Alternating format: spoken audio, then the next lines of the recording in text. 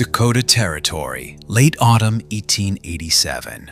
A biting north wind whistled through the cotton trees along the riverbank, bringing with it a bone-chilling cold that heralded a harsh winter. Cold Bend Ferry was eerily quiet this morning.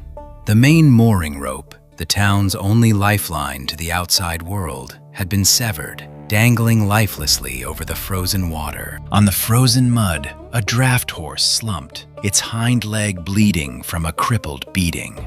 And on the wooden door of Moss Ferry Stable, a debt-ceiling order was nailed shut at eye level. Across the raging river, 3 wagons carrying medicine, salted meat, and hay were stranded. If the ferry didn't operate within the next 48 hours, the river would freeze completely.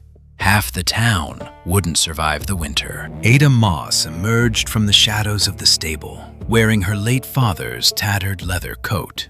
Not a sob, not a look of fear. She silently stepped forward, pulled out the nail, and peeled off the seal bearing Hiram Crowe's stamp.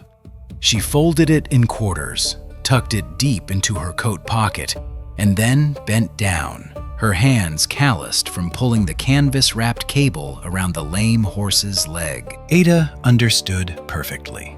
This wasn't a debt collection. This was a dagger thrust into her livelihood, in the lives of dozens of people waiting on the other side of the river. In the eyes of those in power, a young widow was merely prey. But they didn't know that the woman they considered weak possessed the resilience of this very land. Returning to the silent office, Ada gleamed in the oil lamp, opening the worn-edged leather-bound ledger. Her fingers traced the numbers, then stopped at a huge new debt amount that had just been added. Beneath the debt was an incredibly sharp signature. It was her father's signature, the man who had been buried under the cold snow of Cold Bend 3 years earlier.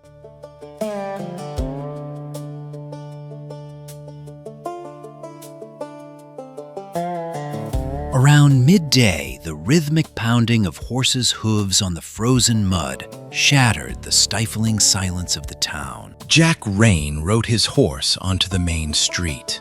29 years old, with a cold, sharp gaze and a worn-out gun holster at his side. He carried what many craved, but also feared most, a name synonymous with death. Jack stopped at a pub, inquiring about a man named Caleb Ward. His only response was the slamming of doors and averted glances. In this frontier region, a gunman brings no justice, only misfortune. He stopped his exhausted horse before the Moss Ferry Stable, brushed the thin layer of snow from his shoulders, and pushed open the door. The interior was thick with the smell of dry grass and the damp breath of draft horses. Jack pulled a few silver coins from his pocket and placed them against the rough wooden counter. He needed a new horse, a means to continue his pursuit of fame and prove himself the fastest in this territory. But from the shadows, Ada emerged. Her hands were still stained with black mud, bleeding from the icy cable at the ferry dock. Jack was all too familiar with people bowing or backing down in his presence, but this woman's eyes were different. She looked at him not as a legend, but as a fire that could burn down her entire estate. Unconcerned about the man's reputation, Ada silently used her calloused fingers to push the coins back towards the edge of the table. "Take your money and get out of here," she said, her voice flat but sharper than the biting wind outside the window. At Cold Bend, a fast gun can't pull a ferry through the ice.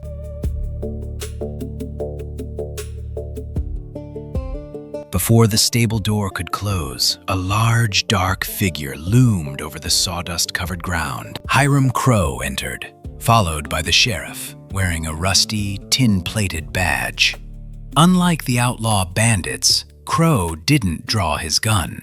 He wore an expensive fur coat and carried a stack of papers reeking of dampness and authority. He slammed the promissory notes onto the wooden counter. The fabricated figures for hay, ferry repair fees, and the Moss family's old loan sat there, like a death sentence already pronounced. Crowe spoke clearly, declaring that if the debt wasn't paid before the river froze completely, the operation of the ferry terminal and the entire property would be his. Ada stood there, her chest rising and falling slightly, but her gaze remained unwavering. She knew the rules of this territory well, and she also knew time was running out. Suddenly, Crowe's hawk-like gaze settled on the stranger standing in the dark corner. He recognized Jack Rane.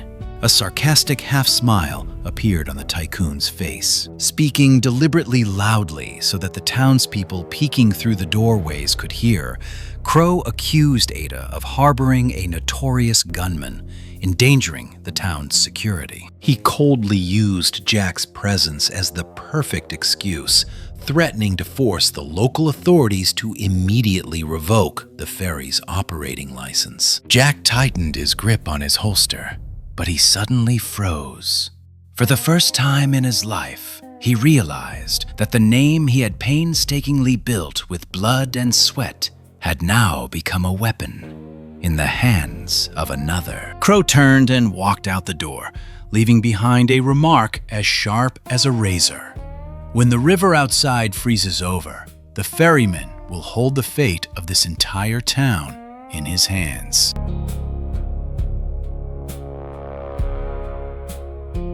Leaving the ferry behind, Jack rode his horse toward the edge of town, where bare trees stood shivering in the cold wind. He found a rickety wooden shack perched alone on a barren hilltop. Caleb Ward, a former deputy sheriff, a living legend of gunfights, was standing there. Not with a 6-round Colt, but with a heavy wood-chopping axe. Jack dismounted, his studded boots striking the hard ground, ready for a life-or-death confrontation. He issued a challenge, eager to use this man's life to quell his own doubts. But Caleb didn't bother to look up.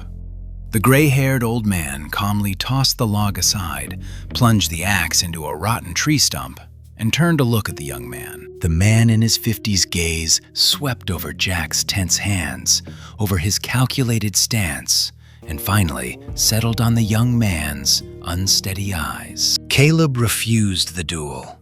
He hit Jack where it hurt. He hadn't come to find a corpse.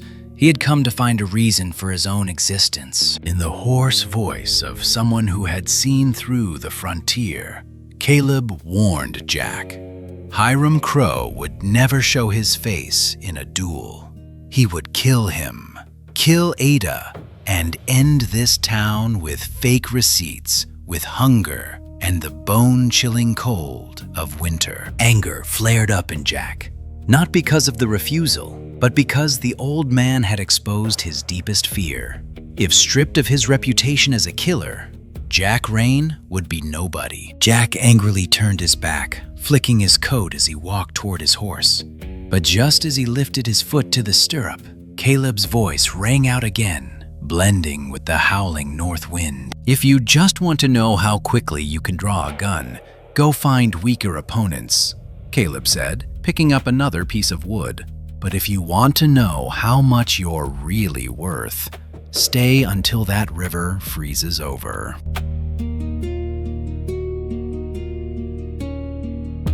Night fell over the Dakota territory, bringing with it a drastic drop in temperature. The biting north wind whistling through the gaps in the ferry's planks sounded like the wailing of demons. In the pale, flickering light of the storm lamp, Ada strained beside the pulley. She was trying to reconnect the rusted auxiliary steel cable, her bare hands red and bleeding from the friction with the frozen metal. Jack Rane stood silently in a secluded corner on the shore. He was about to turn and leave. A gunman's job was to kill or be paid to protect, not to wrestle with scrap metal in the biting cold. But at that moment, a rotting tree trunk, swept away by the strong current, slammed against the side of the ferry.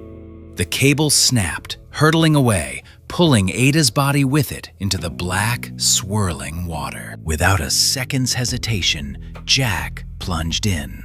His leather boots sank deep into the icy mud. He reached out, using hands accustomed only to pulling gun triggers, to grab the steel cable that was slipping away with terrifying force. Blood gushed from Jack's palms, staining the cold cable red. He gritted his teeth, using all his body weight to grip the rope tightly until Ada managed to lock the safety catch. They stood breathless in the darkness. There were no romantic glances, no empty thank yous. Ada grabbed a roll of rough burlap and threw it straight at Jack's chest. "Use this to stop the bleeding," she said, her voice icy, her eyes fixed on the cable. "And next time, don't tie a noose around the cable. It will break." Jack frowned. Never in his life had anyone dared to order him around like that. But deep down, he realized this woman wasn't afraid of him, and he, for the first time, didn't run away when the job offered no glory. As Ada bent down to examine the broken anchor cable from that morning, her fingers touched something cold and metallic. A broken blade was lodged deep within the cable. The handle was engraved with a horseshoe, a familiar symbol of the mercenaries under Hiram Crowe.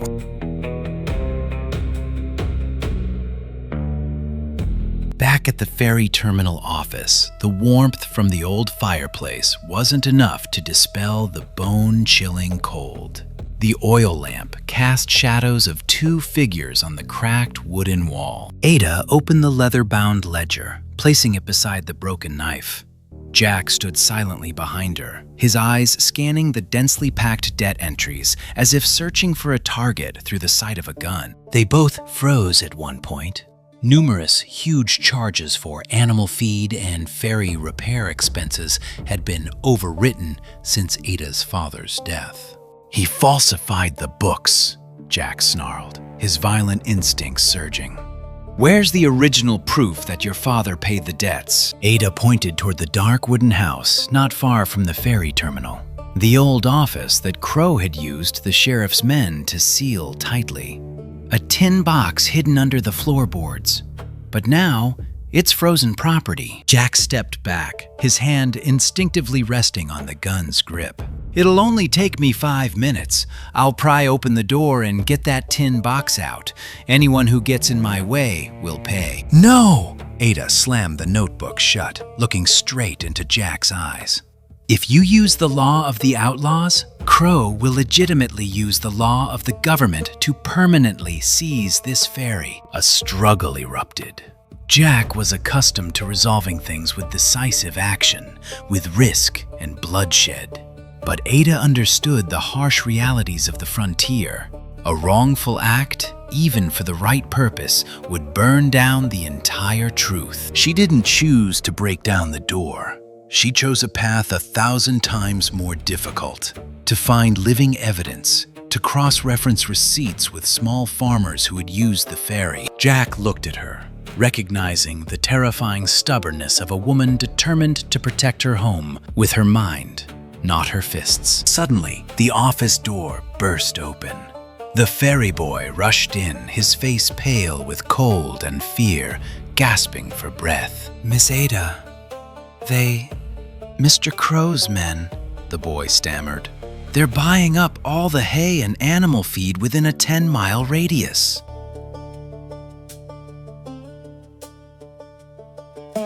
The next morning, the cold seemed to stifle the very breath of Cold Bend.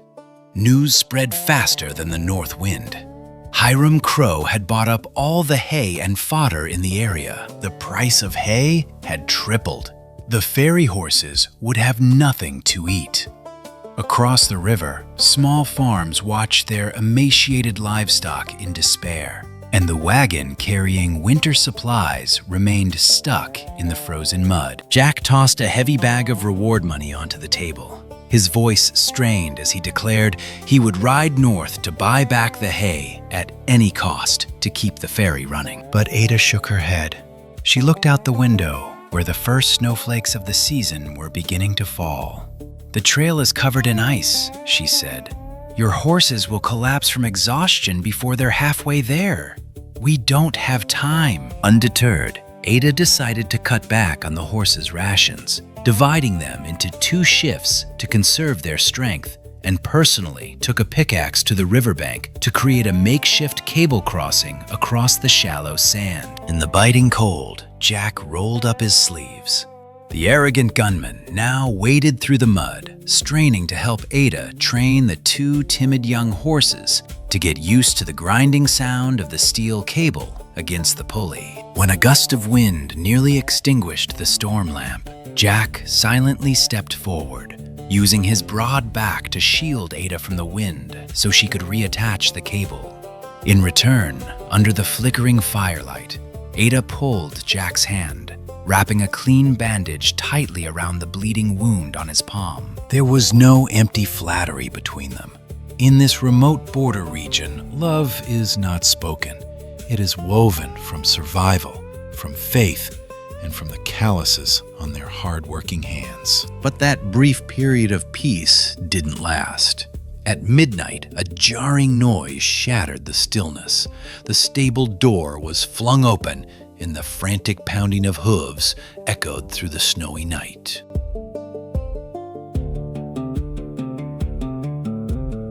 Ada and Jack rushed out of the office. Shadowy figures had flung open the door, herding the horses to flee into the snowy, murky night. Jack immediately drew his gun and lunged into the darkness like a predator. He subdued a man trying to escape toward the edge of the woods. Under Jack's cold gun, the henchman trembled, stammering pleas for mercy. Jack dragged him roughly toward the dim lights of the ferry terminal. When Ada searched his pockets, she found a carefully folded piece of paper, stamped with the sheriff's office's red seal. It was an order to immediately seal off Moss Ferry Stable. The reason was clearly stated. The ferry terminal owner is harboring the murderous gunman Jack Rane, posing a serious threat to the safety and lives of the people of Cold Bend. Jack's hand froze, his eyes fixed on the date written on the edge of the paper. This order had been drafted days in advance, even before he set foot in this town. The truth dealt a fatal blow to Jack's deep-seated pride. He wasn't an unwitting visitor to trouble. He was the trap.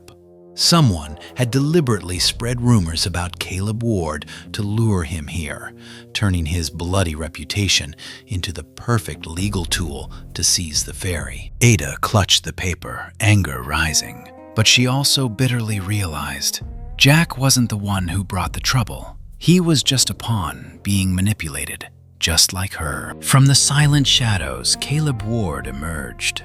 The old man had been standing there for some time. He looked at the order in Ada's hand, then stared intently into Jack's eyes, blazing with rage. "See, Jack?" Caleb's deep voice blended with the sound of the ice cracking beneath the river's surface. "Hiram Crowe didn't want you dead. He craved you pulling out your gun and shooting someone right in front of the whole town."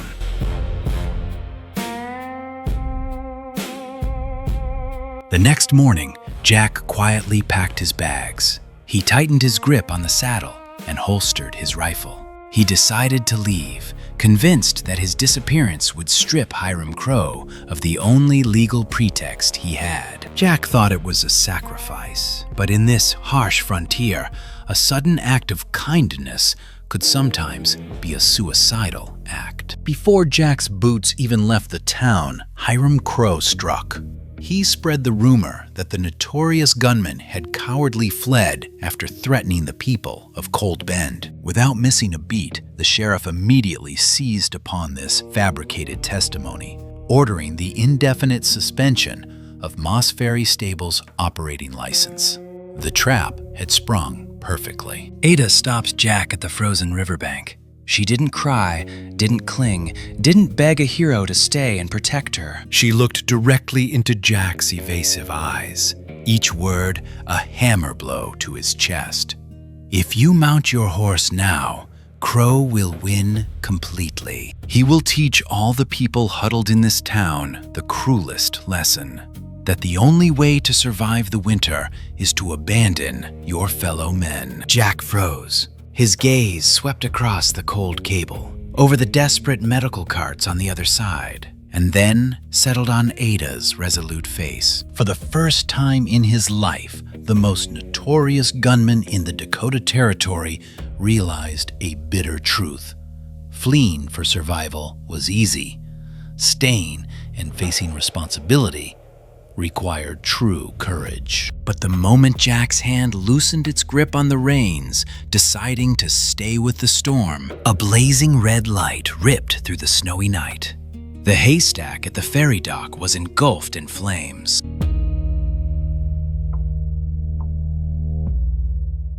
The raging fire devoured the hayshed, blazing red like blood against the thin layer of snow. Horses neighed mournfully, frantically stamping their legs in the suffocating darkness. Ada, Jack, and a few townspeople risked their lives throwing buckets of ice-cold water onto the flames. Ash, heat, and the biting wind combined into a suffocating nightmare. They managed to preserve the main structure of the stable, but their last glimmer of hope had been extinguished. All the hay stored for the winter had turned to ashes. Lying beside the rubble was the body of an old draft horse, suffocated by smoke. It was the last horse that had ever belonged to Ada's father. Her hands trembled as she stroked its charred mane in the freezing snow. Just as dawn broke, the stench of burning still thick, Hiram Crowe appeared, like a vulture sniffing out a corpse. He issued an ultimatum. Ada had to sign the papers to surrender the ferry terminal. In return, he would tolerate the convoy of medicine crossing the river and distribute food to the town's livestock. If she refused, the entire population would blame her stubbornness when death came knocking. Jack's rage erupted to its peak. He roared, his hand gripping the colt's stock, intending to step forward and finish off the tyrant amidst the ashes. But a strong hand gripped his wrist. It was Caleb Ward, and right behind him, Ada's cold, resolute gaze fixed on Jack. "Don't," Ada said, her voice broken but firm. "If you draw your gun and shoot him for me, he will use his own corpse to legitimately take everything from me through the law."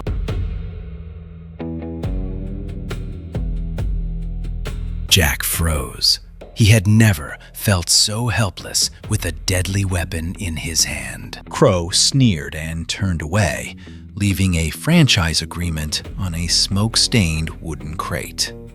The deadline was sunset. But as Ada knelt down to sift through the ashes of the hay storage, her blistered fingers accidentally touched a deformed metal object. It was the broken lock of the tin box hidden under the old office floor. Unbreakable proof that Crowe had personally stolen the original promissory note and brought it here to burn it. Sunset descended on Cold Bend, bringing with it a bone-chilling cold and the silent icebergs rubbing against the riverbanks.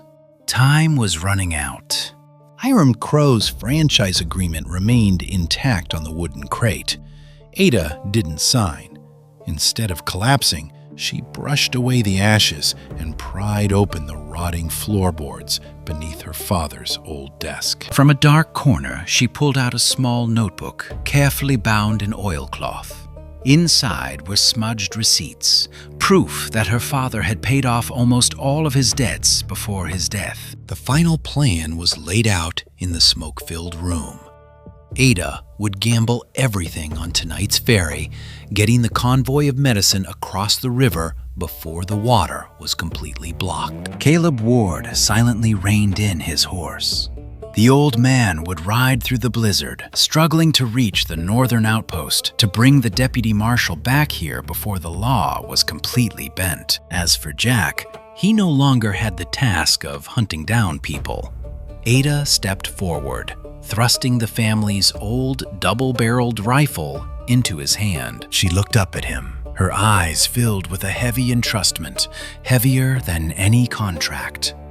"Hold the ferry. But please, don't turn tonight into a funeral."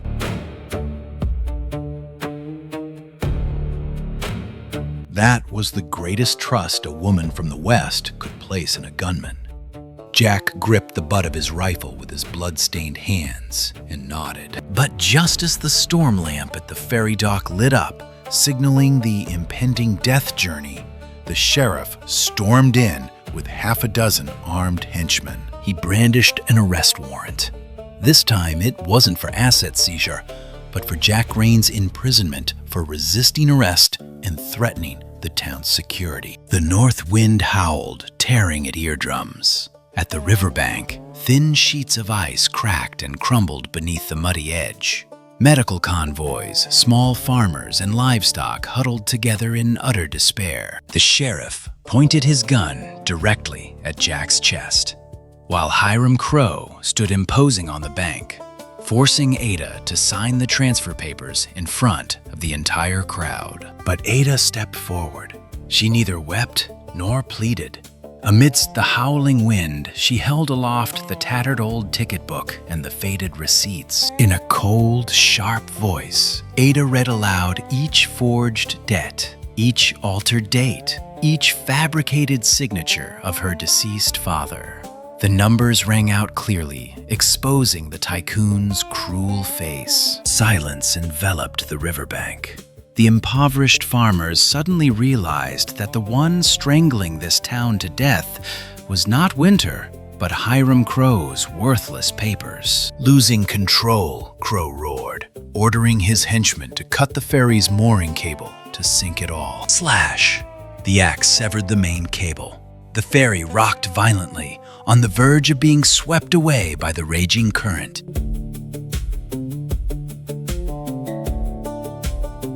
Without hesitation, Jack threw down his gun and plunged into the frozen mud. With his bare hands, he grabbed the slipping cable, straining so hard that his veins bulged, leaving a long skid mark on the icy surface. On the ferry, the auxiliary cable was jammed in the pulley. Ada grabbed a fire axe, rushed forward, and chopped away the jammed wooden pin, freeing the steering wheel and using all her strength to steer the ferry's bow into the water. Seeing the evidence about to slip from his grasp, Crowe roared like a wild beast. He pulled out his Colt, pointing the barrel directly at Ada. Jack saw death calling the woman he loved. His killer instinct screamed at him to draw his gun and blast the enemy to pieces. But Caleb's warning and Ada's gaze flashed through his mind. Bang! Jack pulled the trigger. The bullet didn't aim for his heart, but instead ripped through the wooden stock of the gun in Crowe's hand, causing the tycoon to cry out in pain and drop his weapon. The price of humanity is always high. Delayed by half a second to adjust the high-risk trajectory, Jack took a bullet that grazed his right shoulder. Fresh blood gushed out, dripping hot drops onto the icy cold, but his hands still clutched the mooring cable. At that very moment, the sound of galloping horses echoed. Caleb Ward sped through the snowy night, followed closely by the deputy marshal with his gleaming insignia illuminated by torchlight. Under the pressure of the law and the angry stares of the entire town, the sheriff obediently lowered his weapon. The massive ferry slowly and safely reached the shore. Hiram Crowe was escorted away in silence. The sheriff's rusty insignia lay abandoned on the cold snow.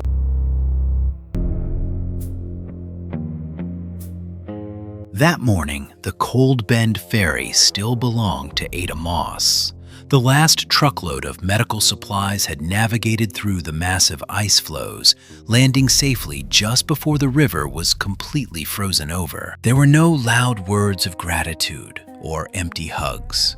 The small farmers silently drove back, placing the meager bundles of hay they had managed to secure in front of their stables, returning them to the woman who had risked her life for their livelihood. On the outskirts of town, Jack Rane quietly tightened his saddle belt. His right shoulder, wrapped in a blood-soaked bandage from the fatal wound the night before, was still throbbing with blood. But his hands had never been so steady. he prepared to leave. Jack was convinced that a gunman burdened with so much blood and death would never be a good omen for a home needing peace to rebuild. But the sound of footsteps on the soft snow made him stop. Ada approached. She didn't hold him back with tears, nor did she utter sentimental words of love. Instead, she offered him a worn-out stable hammer and a book of hired labor. "If you still want to know how much you're truly worth," Ada said, her breath turning into white smoke rising into the morning mist. "The north fence hasn't been repaired yet." Jack looked at the woman before him, then down at the hands that had once only known how to sow fear. A rare smile flickered at the corner of his lips. He reached out and removed the leather box containing his certificates of victory from the gunfights from the saddle, silently placing it under the wooden counter of the ferry dock. Then he reached out and took the hammer.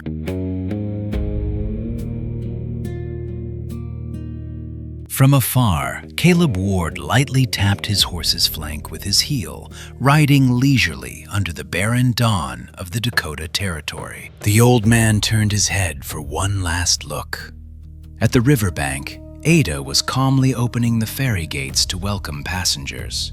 Warm smoke billowed from the stables, and the solid sound of hammers echoed in the quiet space. Jack Rane had ridden to Cold Bend to find someone who could draw a gun faster than himself, but he chose to stay because a woman had given him a task 1,000 times more difficult: to keep a house standing even as the entire river began to freeze. The story of Cold Bend Ferry ends here.